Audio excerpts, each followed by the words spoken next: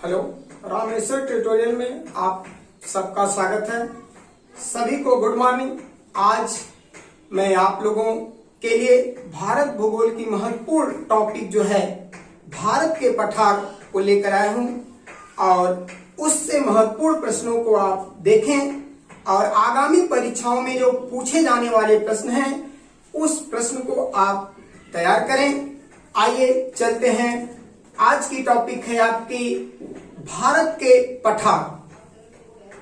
आपके सामने भारत का मानचित्र बना हुआ है। इस मानचित्र के साथ इस मानचित्र के माध्यम से आज हम पठारों की स्थिति को जानेंगे। पठार की स्थिति कहाँ है, किस पठार की स्थिति कहाँ है और किस राज्य में कौन सा पठार स्थित है, उसकी क्या विशेषता है, उसे हम इस टॉपिक के अंतर्गत देखेंगे। तो पहले हम टॉपिक स्टार्ट करने से पहले, कुछ पढ़ने से पहले, कुछ जानने से पहले हम देख लेते हैं कि पठार होता क्या है, किसे हम पठार कहते हैं। देखिए, हम पठार के बारे में देख लेते हैं कि देखिए, ये देखिए दो स्थल रूप आपके सामने हैं। देखिए, वह स्थलखंड, वह भूभाग जिसका शीर्ष शंक्वाकार होता है या नुकीला होता है वो पर्वत कहलाता है, और वह स्थलखंड जो पर्वत से नीचा होता है और मैदान से ऊंचा होता है, जिसका शीर्ष क्या होता है, समतल होता है, मेज के समान होता है, ऐसी आकृति वाले भूभाग को हम पठार कहते हैं। जैसे आपने देखा कि ये आपका क्या है, एक पर्वत है और ये क्या है आपका पठार है। इस तरह से इसके बाद और नीचे हम आएंगे तो आपका ये मैदान हो जाता है। पर्वत, पठार, मैदान, यानी पर्वत सबसे ऊंचा होता है, उससे नीचा जो है पठार होता है और सबसे नीचे क्या होता है, मैदान होता है। ठीक, इस तरह से हमने देखा कि पर्वत, पठार और मैदान ये उच्चावच के द्वितीय श्रेणी के उच्चावच है। धरातल के प्रथम श्रेणी के उच्चावच के अंतर्गत महाद्वीप और महासागर आते हैं। द्वितीय श्रेणी के उच्चावच के अंतर्गत पर्वत, पठार और मैदान आते हैं। कभी कभी प्रश्न ऐसे भी पूछ लेता है कि द्वितीय श्रेणी का उच्चावच है, उसमें महाद्वीप, महासागर, गार्ज और दे देता है पर्वत या पठार या मैदान। तो आप याद रखिएगा, द्वितीय श्रेणी के उच्चावच, द्वितीय श्रेणी के उच्चावच क्या है, पर्वत, पठार और मैदान। तो इस तरह से आपने देखा कि पठार क्या होता है और इससे संबंधित अब हम आगे की जानकारियां लेंगे। देखिए, आपके सामने कौन कौन से प्रमुख पठार भारत के हैं और कहां पर स्थित हैं, इन सबकी जो है स्थिति इस मानचित्र में व्यक्त की गई है। आप देखें, एक एक करके पहले हम पठार को देख लेते हैं, इसके बाद उसकी स्थिति को देख लेंगे, इसके बाद उसके विशेषताओं को हम देखते हैं। देखिए, ये सबसे ऊपर जो है पठार, इसे हम लद्दाख का पठार कहते हैं। सबसे ऊपर जो पठार है वो लद्दाख का पठार है। ये किस राज्य में है, सबसे ऊपर लद्दाख का पठार, ये किस राज्य में है, लद्दाख में। जब विभाजन नहीं हुआ था जम्मू और लद्दाख का, जम्मू कश्मीर और लद्दाख जब केंद्र शासित राज्य नहीं बने थे, तब अगर आपसे पूछा जाता कि लद्दाख का पठार किस राज्य में है, तब तो जम्मू कश्मीर में था। लेकिन अब वर्तमान समय में ये जो लद्दाख का पठार है, ये लद्दाख जो केंद्र शासित नव जो है गठित केंद्र शासित राज्य है, उसमें अब ये आ गया है। इस तरह से ये लद्दाख का पठार जो है लद्दाख में स्थित है। एकमात्र जो है पठार जो लद्दाख में स्थित है, लद्दाख पठार के नाम से जाना जाता है। यह भारत के उत्तरी भाग में, भारत के उत्तरी भाग में एकमात्र पठार है जो लद्दाख पठार के नाम से जाना जाता है। और कोई भी पठार उत्तरी भाग में नहीं मिलते, बल्कि प्रायद्वीपीय भारत में ही और शेष जो पठार है वो मिलते हैं। इसके बाद लद्दाख पठार के बाद आप आइए, यहाँ पर हम देखते हैं जो है एकदम पूर्वी भाग में, एकदम पूर्वी भाग जो हमारे देश का पूर्वी भाग है, भारत का पूर्वी भाग, यहाँ पर है मेघालय का पठार या शिलांग का पठार। मेघालय का पठार या शिलांग का पठार। तो हम देख लेते हैं कि ये किस राज्य में है, मेघालय में है। ठीक है, अब इन दो जो पठार हमने देखा कि इनकी स्थिति कहाँ है, इनकी स्थिति मेघालय में है, इनकी स्थिति लद्दाख में। इनकी महत्वपूर्ण विशेषताएं हैं, इससे प्रश्न क्या पूछा जाता है इसको भी हम देख लेते हैं। देखिए, कभी कभी आता है भारत का सबसे शुष्क पठार, भारत का सबसे शुष्क पठार किस पठार को कहते हैं, तो सबसे शुष्क पठार क्या है, ये हमारा लद्दाख का पठार जो है सबसे शुष्क पठार है। देखिए, ये पठार सबसे शुष्क पठार है, भारत का सबसे शुष्क पठार क्या है, लद्दाख का पठार है। क्यों? क्योंकि जो भारत का सबसे शुष्क स्थान लेह इसी पठार पर स्थित है। यानी जो लेह है, लेह जो लद्दाख का एक जिला है वह सबसे शुष्क जिला है, सबसे शुष्क स्थान है जो लद्दाख के पठार पर स्थित है। इसलिए भारत का सबसे शुष्क पठार लद्दाख का पठार है। इसके बाद हम मेघालय के पठार की भी विशेषता को देख लें कि देखिए, मेघालय के पठार की विशेषताओं को हम देखें तो जाने कि इसकी भी क्या विशेषता है। तो जैसा कि आप जानते हैं, सबसे अधिक अगर भारत में वर्षा होती है तो वो मेघालय में होती है, यानी चेरापूंजी या मोनसीराम में सबसे अधिक वर्षा होती है। वर्षा अधिक होने के कारण यहाँ नमी अधिक होती है, यहाँ दलदली भाग अधिक होता है, नमी अधिक होती है, यानी यहाँ की मिट्टी गीली अधिकांश होती है क्योंकि सबसे अधिक वर्षा यही होती है। इसलिए जो है सबसे गीला पठार की जब बात आती है तो यह है मेघालय का पठार या शिलांग का पठार। सबसे शुष्क पठार लद्दाख का पठार, भारत का सबसे गीला पठार जो है मेघालय का पठार या शिलांग का पठार जो असम में स्थित है। क्यों यह सबसे गीला पठार है? क्योंकि इसी पठार पर चेरापूंजी और मानसराम जो स्थान है जहां सर्वाधिक वर्षा अंकित की जाती है, यह स्थान इसी पठार पे है। पठार पर अधिक वर्षा होने के कारण इसे गीला पठार के नाम से भी जाना जाता है कि भारत का सबसे गीला पठार, भारत का सबसे शुष्क पठार। अब हम आगे बढ़ते हैं और यह मेघालय में स्थित है। अब हम अगले पठार को देखते हैं। ये देखिए, ये छोटा नागपुर का पठार, छोटा नागपुर का पठार यह है जो है झारखंड और पश्चिम बंगाल में मुख्य रूप से फैला हुआ है छोटा नागपुर का पठार।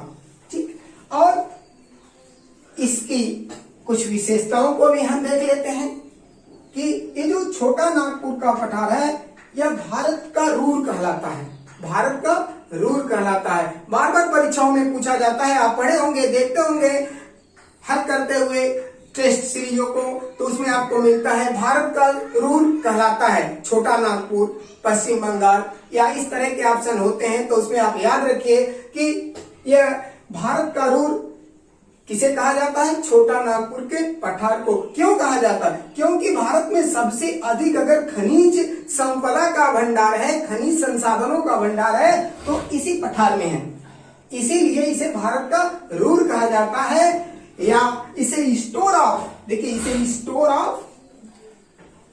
Store house of minerals, Bharat का स्टोर हाउस ऑफ मिनरल। कभी आपसे पूछा जाए या कभी प्रश्न आप देखें कि स्टोर हाउस ऑफ मिनरल किसे कहा जाता है, तो वह है आपका छोटा नागपुर का पठार। क्यों है? क्योंकि ये सबसे अधिक जो है खनिज भंडार को अपने अंदर जो है छिपाया हुआ है या संचित किया हुआ है। अब हम आगे देखते हैं जो है अगले पठार को।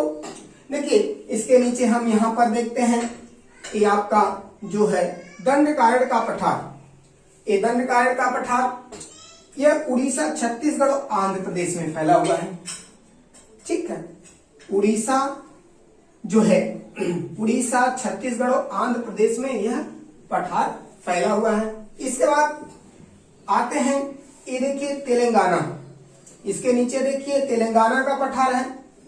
ये तेलंगाना का पठार ये तेलंगाना में है। जब तेलंगाना और आंध्र प्रदेश का विभाजन नहीं हुआ था तो यह जो है तेलंगाना का पठार आंध्र प्रदेश में आता था।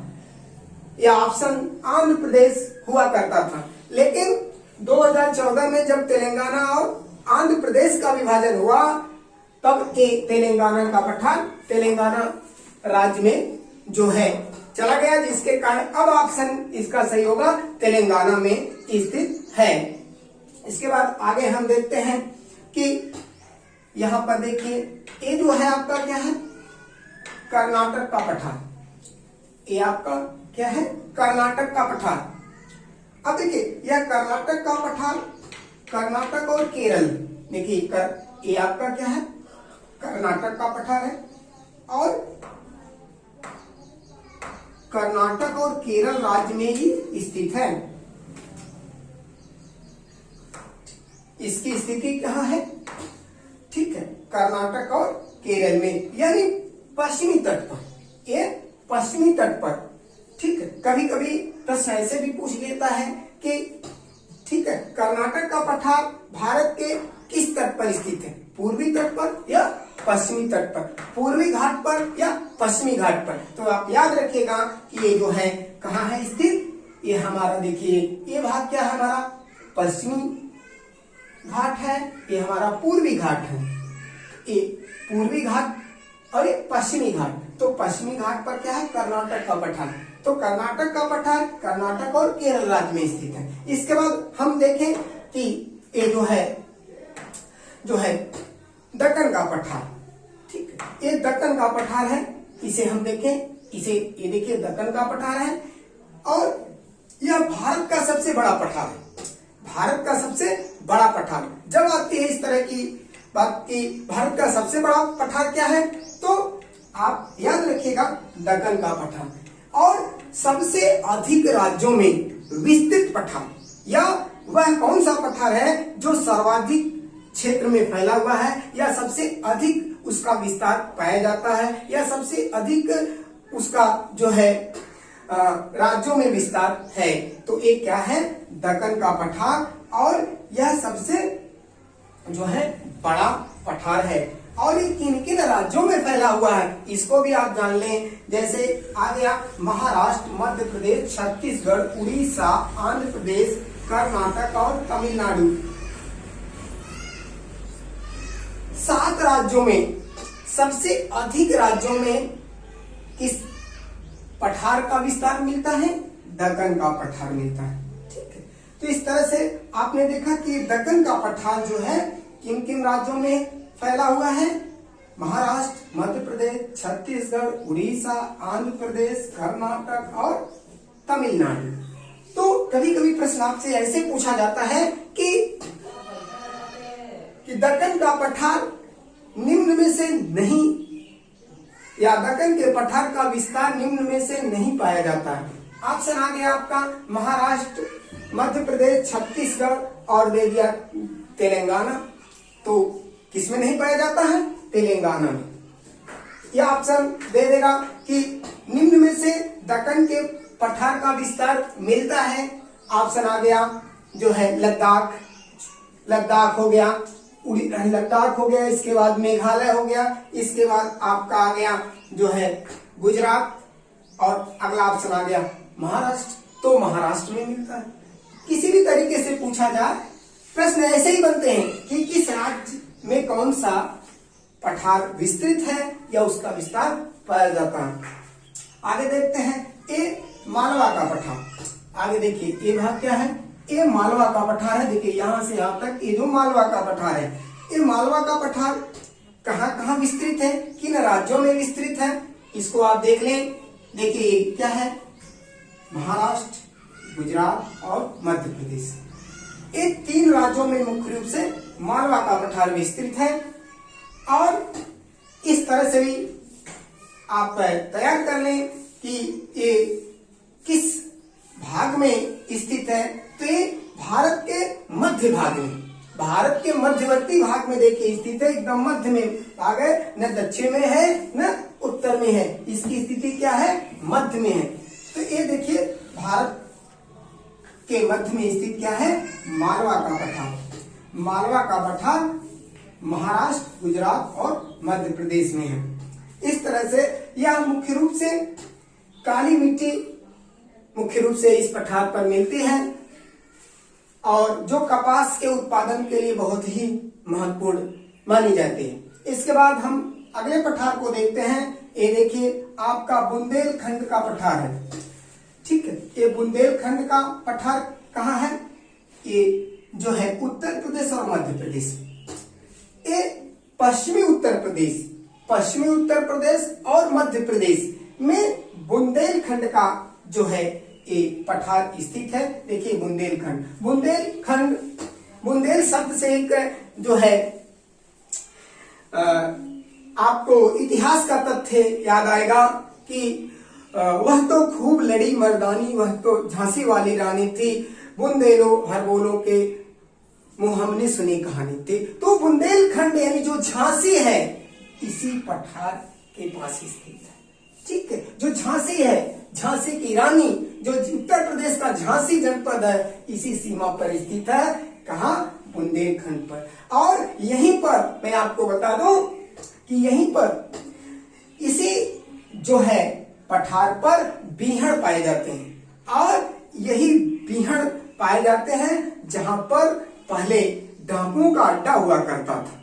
बीहड़ होते क्या है मैं आपको बता दूं कि जब नदियां, देखिए नदी है, ऐसे मार्ग से बहती हुई ये नदी है, लेकिन कालांतर में किसी कारण से जब ये नदी जो है, ये नदियां जब सूख जाती हैं, इसमें नदी है कुछ कारण बस, या तो नदियां मार्ग परिवर्तित कर देती हैं या तो किसी कारण बस उसमें बांध बना दिया जाता है या उनके बहाव को मोड़ दिया जाता है, तो वो नदियां सूख जाती हैं। जब सूख जाती हैं नदियां तो क्या होता है कि उबड़ खाबड़, ऊंचे नीचे गड्ढे और इस तरह की स्थलाकृतियों का निर्माण हो जाता है। तो उन्हीं को हम बीहड़ कहते हैं। और बीहड़ क्या होते हैं, डाकुओं के छिपने का प्रमुख स्थान हुआ करता था, ठीक है।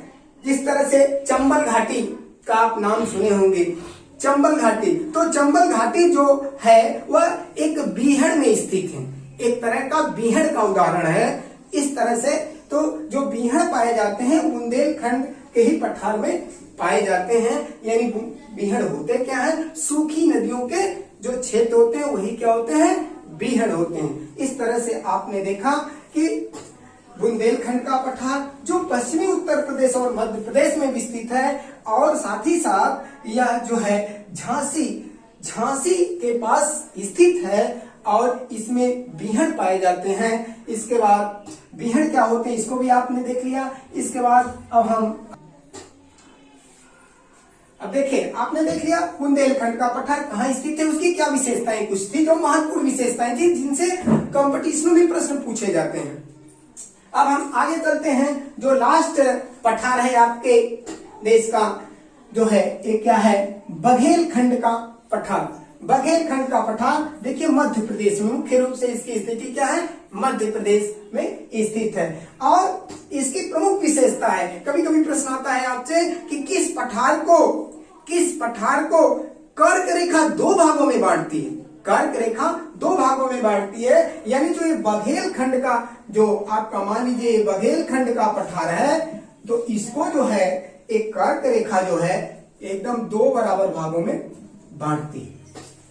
तो प्रश्न आता है, पूछा जा सकता है आपसे कि वह कौन सा पठार है जिसको 23.5 डिग्री उत्तरी अक्षांश 2 बराबर भागों में बांटती है, या बघेलखंड के पठार को कौन सी अक्षांश रेखा 2 बराबर भागों में बांटती है? तो आप याद रखिएगा कि ये कर्क रेखा है, कर्क रेखा या 23.5 डिग्री उत्तरी अक्षांश, 23.5 डिग्री उत्तरी अक्षांश, उत्तरी अक्षांश रेखा किसको बांटती है?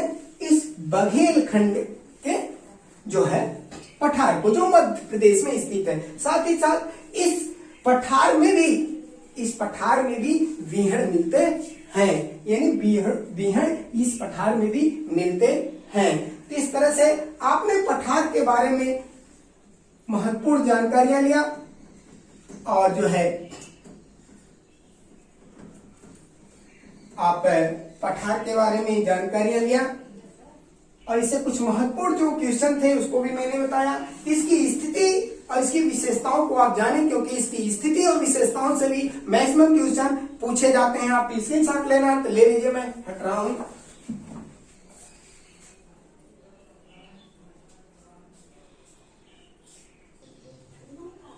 आइए अब हम और कुछ विशेषताओं को बता देते हैं जो महत्वपूर्ण हैं आपकी परीक्षाओं के लिए, पठारों के। तो जैसा कि हम ऊपर से देखते हैं कि किस पठार की क्या क्या विशेषताएं आपने देखा, कुछ और जो बची हुई विशेषताएं हैं उनको भी आप जान लें, क्योंकि विशेषताओं से और उनकी स्थिति से ही प्रश्न बनते हैं, पूछे जाते हैं। देखिए लद्दाख का पठार, लद्दाख का पठार लद्दाख में है, ठीक है। और कभी कभी प्रश्न आता है कि सबसे शुष्क स्थान लेह किस पठार पर स्थित है? तो आप याद रखिएगा लद्दाख पठार पर स्थित है, ठीक है। लेह सबसे जो है सूखा स्थान है भारत का, तो लेह सबसे सूखा स्थान है, और लेह जो है लद्दाख पर स्थित है, इसलिए लद्दाख भी सबसे शुष्क पठार है। इस तरह से आप इसको भी देख लीजिएगा। आगे ये मेघालय, मेघालय के पठार को, तो मेघालय के पठार को आपने देखा कि यहां मैंने लिखा नहीं हूं लेकिन बता रहा हूं, आप नोट डाउन कर लीजिए कि मेघालय के पठार पर ही चेरापूंजी और मोंसीराम जो सर्वाधिक वर्षा वाला क्षेत्र है वह यहीं स्थित है, ठीक। प्रश्न पूछा जा सकता है आपसे कि चेरापूंजी किस पठार पर स्थित है या वह किस राज्य में स्थित है? तो आप याद रखिएगा, अगर पठार पूछता है तो मेघालय का पठार, राज्य पूछता है तो मेघालय। अगर मेघालय का पठार न दे करके शिलांग का पठार दे दे तो आप कंफ्यूज नहीं होइएगा, क्योंकि या मेघालय का पठार या शिलांग का पठार दोनों एक ही है, उसे दो नामों से जानते हैं। इसके बाद हम आते हैं छोटा नागपुर के पठार की कुछ विशेषताओं को देख लें कि देखिए ये छोटा नागपुर का पठार जो है के अंतर्गत, छोटा नागपुर के पठार के अंतर्गत कोरडमा का पठार और रांची का पठार, ये छोटा नागपुर के पठार के ही अंतर्गत ये छोटे छोटे पठार हैं। कभी कभी आ सकता है कि रांची का पठार स्थित है छोटा नागपुर के पठार, ठीक, या कोरडमा का पठार यह भी छोटा नागपुर के पठार में ही स्थित है। इसके बाद आता है कि धान का कटोरा, धान का कटोरा किसे कहते हैं? धान का कटोरा कहाँ स्थित है? छोटा नागपुर के पठार में स्थित जो महानदी की घाटी है, जो महानदी की घाटी है, ये महानदी की जो घाटी है, इस घाटी में सर्वाधिक मात्रा में धान का उत्पादन होता है। इसलिए छोटा नागपुर में स्थित जो महानदी की घाटी है, उस घाटी को क्या कहते हैं? धान का कटोरा कहते हैं।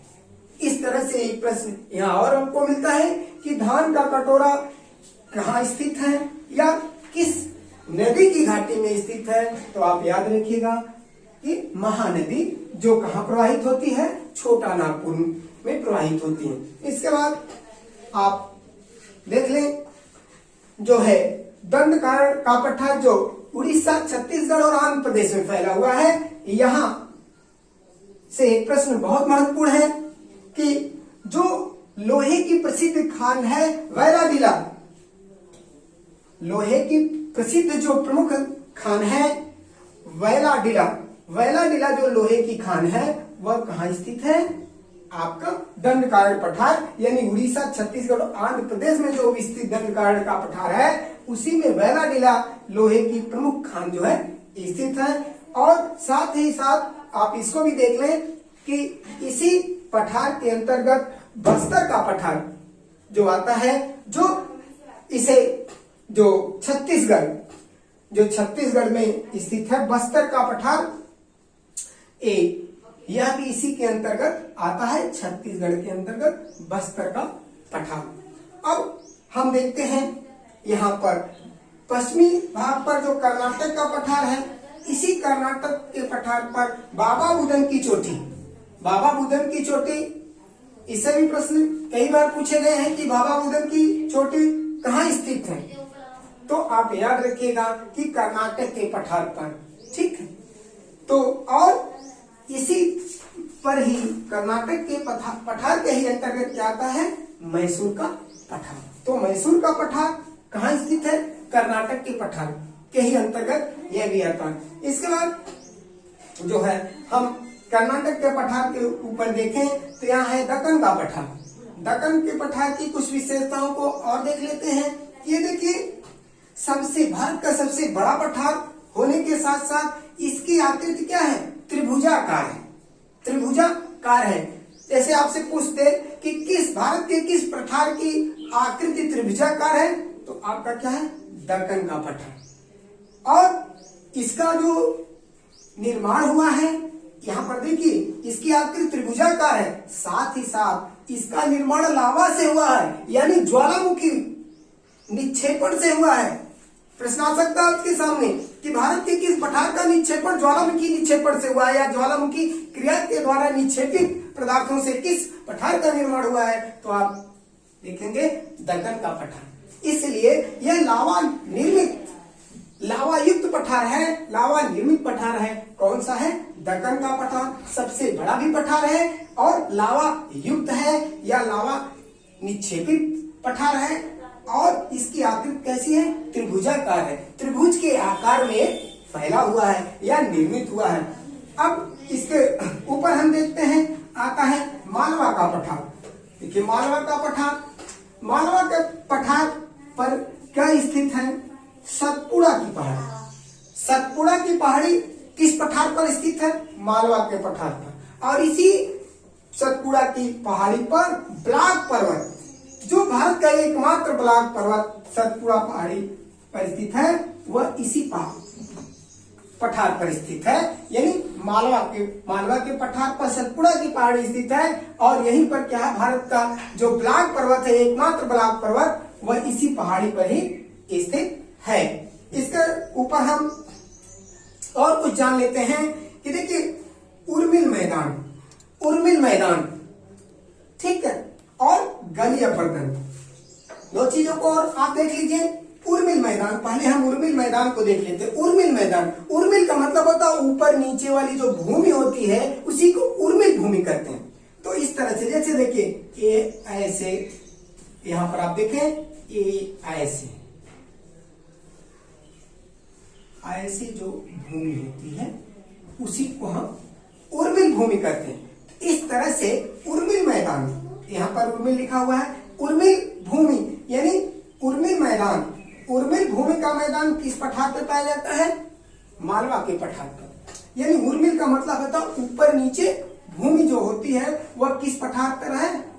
मालवा के पठार पर जो स्थित कुछ मैदान है वह किस रूप में पाए जाते हैं? उर्मिल मैदान। उर्मिल का मतलब ऊपर नीचे, ऊंची नीची, हल्की नीची, ऊंची नीची। ये नहीं कि बहुत ऊपर नीचे नहीं, हल्की ऊपर नीचे जो लहरदार कुछ संरचनाएं होती हैं स्थल की, उन्हीं को हम उर्मिल मैदान कहते हैं। इसके बाद आता है गलियापर्दन।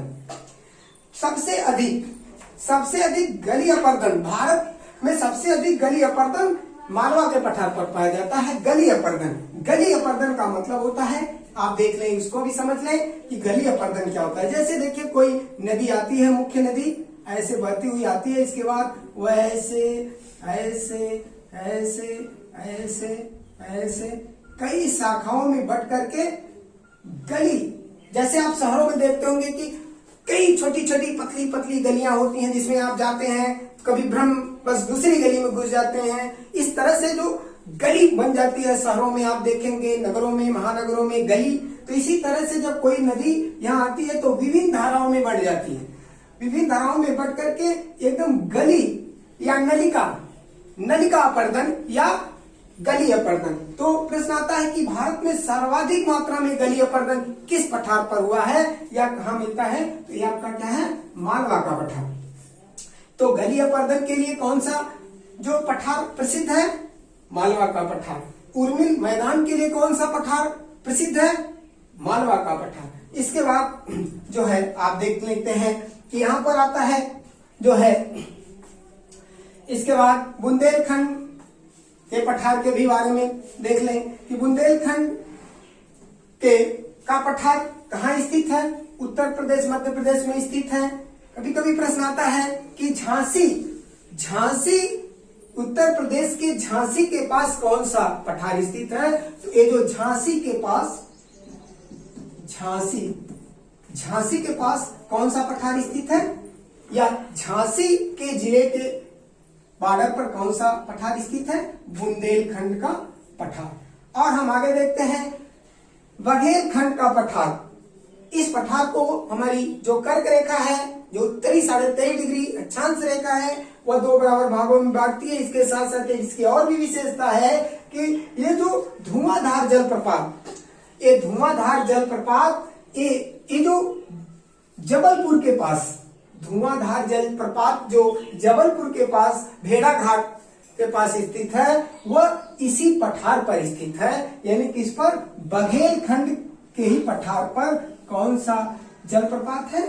धुआंधार जलप्रपात। जैसे कभी कभी आपसे पूछा जा सकता है कि धुआंधार जलप्रपात किस पठार पर स्थित है या उसकी स्थिति किस पठार पर है, तो आप याद रखिएगा कि बघेलखंड के पठार पर धुआंधार जलप्रपात की स्थिति है। धुआंधार जलप्रपात कहाँ है? मध्य प्रदेश के जबलपुर के पास जो है, यह संगमरमर की चट्टान के ऊपर, यह जो है सफेद चट्टान के ऊपर जो है यह जलप्रपात बना हुआ है। इस तरह से आपने आज देखा भारत के प्रमुख पठार, उनकी विशेषता और उनकी स्थिति, महत्वपूर्ण जानकारी आपने लिया जो आपके लिए बहुत ही महत्वपूर्ण है। आगामी परीक्षाओं के लिए ये बहुत ही महत्वपूर्ण है। आज इतना ही, फिर अगले टॉपिक में हम अगली जो है जानकारी लेकर आएंगे।